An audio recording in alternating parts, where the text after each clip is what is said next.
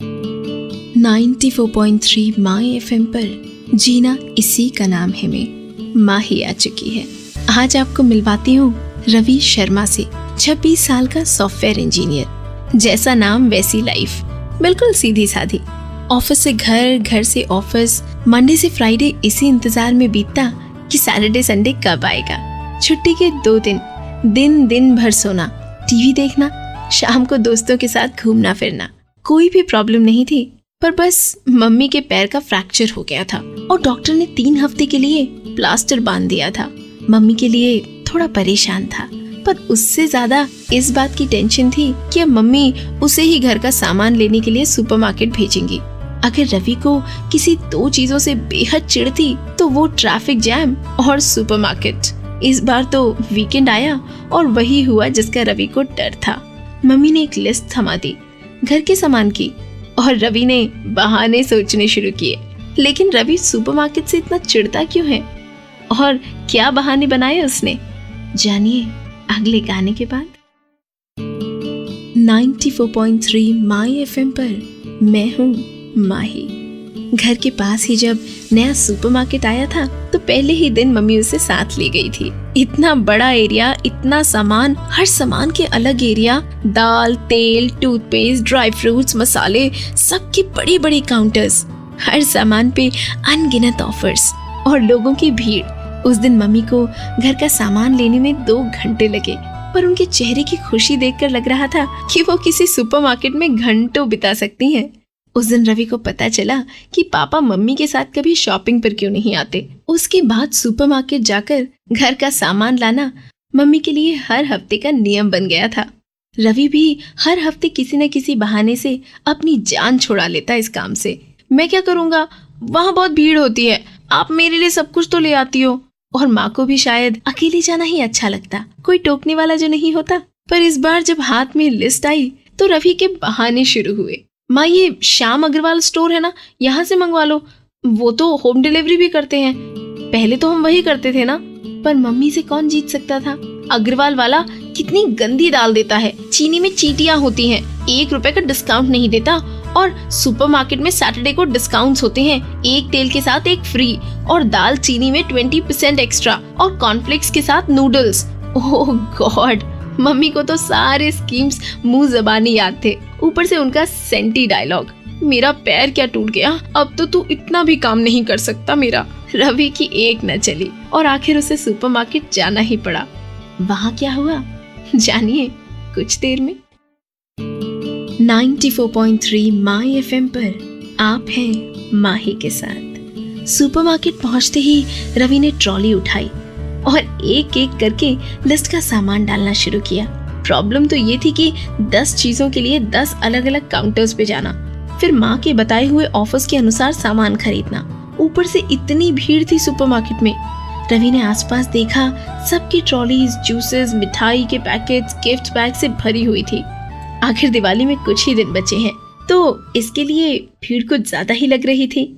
ऐसी जगह कोई सुपरमैन ही शॉपिंग कर सकता है, तभी इसका नाम सुपरमार्केट है। रवि हर कोशिश में था कि जैसे तैसे आधे घंटे में सुपरमार्केट से निकल ले। ऊपर से पार्किंग की भीड़ से गाड़ी निकालने में भी 15 मिनट लगने वाले थे। रवि जूस वाले काउंटर पर 1+1 का ऑफर देख ही रहा था कि उसकी ट्रॉली किसी से टकराई और सारा सामान गिर गया। क्या यार, 10 मिनट और वेस्ट हो गए। बिलिंग काउंटर पे भी बहुत भीड़ बढ़ जाएगी। रवि ने गुस्से में उस इंसान को देखा और बस देखता ही रह गया। एक 23-24 साल की लड़की, लंबे खुले बाल, सफेद कमीज और पिंक सलवार में ट्रॉली का सामान वापस रख रही थी और सॉरी की रट लगा रही थी। आगे क्या हुआ जानिए कुछ देर में। 94.3 माई एफएम पर आप हैं माही के साथ। रवि इससे पहले कि कुछ बोलता, वो लड़की अपनी ट्रॉली लेकर आगे बढ़ गई। इसके बाद तो पूरे सुपरमार्केट में रवि की नजर उस लड़की पे ही रही। फाइनली जब वो लड़की बिलिंग काउंटर की तरफ बढ़ी तो रवि भी पीछे पीछे चला गया। बिलिंग काउंटर में रवि के आगे 10-12 लोग थे, पर रवि को उनसे क्या मतलब, क्योंकि सामने वो लड़की जो थी। करीब आधा घंटा बिलिंग काउंटर पे बीत गया।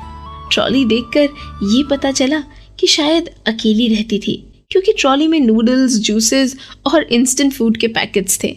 बिलिंग करवाते वक्त ये पता चला कि ये लड़की यहाँ रेगुलर शॉपिंग के लिए आती है।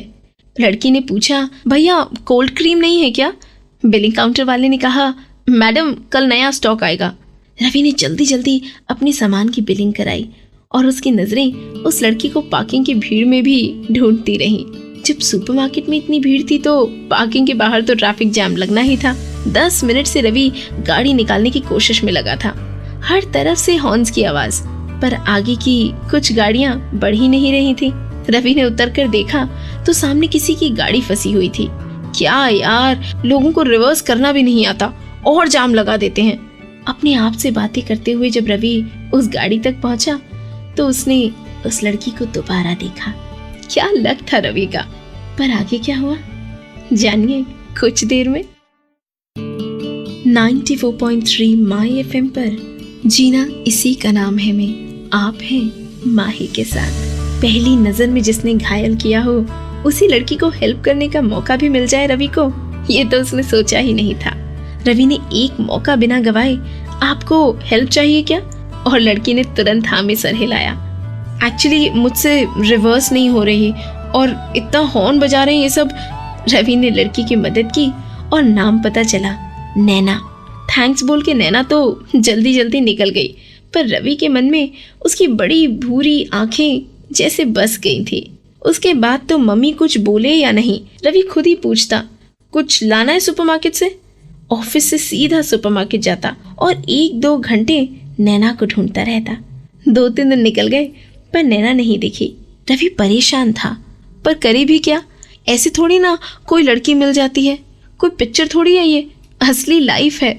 उस दिन माँ ने सुबह सुबह बता दिया, आज धनतेरस है, सुपरमार्केट से नॉनस्टिक पैन ले आना। ऑफिस के बाद रवि सुपरमार्केट पहुंचा। आज तो बहुत भीड़ थी। धनतेरस जो है, रवि सीधे बर्तन और क्रॉकरी के सेक्शन पर गया और नॉनस्टिक पैन ढूंढने लगा। इतना सारा सामान और इतने लोगों में कंफ्यूज्ड खड़ा था कि सामने नैना दिखी। रवि के चेहरे पर 1000 वॉट की स्माइल खिल रही थी। वो नैना की तरफ बढ़ने ही वाला था कि एकदम से उसे लगा कि वो बात क्या करेगा और कैसे। क्या किया रवि ने, बताती हूँ अगले गाने के बाद। 94.3 माई FM पर आप हैं माही के साथ। रवि पीछे हट गया पर उसकी नजरें नैना का पीछा करती रहीं। फिर उसने सोचा, ऐसा भी क्या है, मैं ट्राई कर सकता हूँ, क्या पता उसे मैं याद हूँ। चांस लेने में क्या जाता है। न जाने कितनी सवाल जवाब चल रहे थे रवि के मन में। फिर से बिलिंग काउंटर पर नैना उसके सामने खड़ी थी। रवि अभी भी इसी दुविधा में था कि नैना से बात करे या ना करे, कहीं थप्पड़ तो नहीं मार देगी, करे तो क्या करे। नैना बिलिंग करा के बाहर निकली और उस पल न जाने रवि को क्या हुआ कि वो पैन साइड में रखकर भाग के उसके पीछे गया। और फिर क्या हुआ, ठीक 5 साल बाद रवि का 2 साल का बेटा उसकी गोद में खेल रहा था। घर में लक्ष्मी पूजन की तैयारियां चल रही थी। माँ बार बार रवि को छेड़ रही थी, इस बार सुपरमार्केट में कुछ छोड़ के तो नहीं आया ना, सब सामान ठीक है ना। और रवि मुस्कुरा रहा है। पूजा के बाद रवि की बीवी प्यार से उससे पूछती है, अच्छा बताओ तुम भगवान से किस बात का शुक्रिया अदा करना चाहोगे? और रवि उसकी बड़ी भूरी आंखों में झांक कर कहता है, ट्रैफिक जैम, सुपरमार्केट और उस पल का जब मैंने तुमसे पहली बार बात करने की हिम्मत दिखाई थी।